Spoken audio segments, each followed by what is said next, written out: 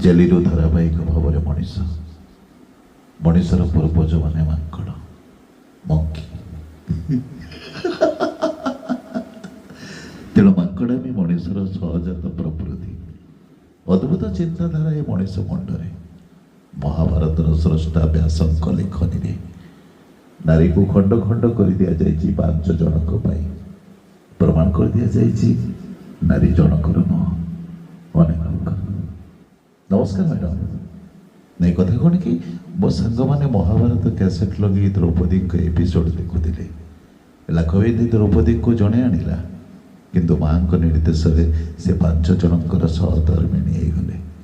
ଆରେ ବାପରେ ବାପ, କି ଆକ୍ଟିଂ, କି ଆଡଜଷ୍ଟମେଣ୍ଟ! 5 ଜଣଙ୍କୁ ସ୍ୱାମୀ ଭାବି ଆପଣାର କରିବାର କି ଯାଦୁ! ସେଇଥିପାଇଁ ମୁଁ କହେ, ନାରୀ ତୋର କେତେ ରୂପ। ଥରକୁ ଥର ପଡ଼ି ତଳେ ଚାଲ ଏ ଅଭ୍ୟାସର ବଳେ। ବାସ୍ତବିକ ଏସବୁ ଶିଶୁମାନଙ୍କ ପାଖରୁ ଶିଖିବା କଥା। ଆଉ ଯିଏ ପଡ଼ିଯାଇ ଉଠିପାରେ ନା, ସେ ଗୋଟେ ସ୍ୱପ୍ନ। ତେଣୁ ମୁଁ କହେ, ଯିଏ ଯେତେ ଖାଲରେ ପଡ଼ିଥାଉ ନା କାହିଁକି, ଉଠିବାକୁ ଚେଷ୍ଟା କର। ଉଠ, ଉଠିବାର ମାନେ ହିଁ ଜୀବନ।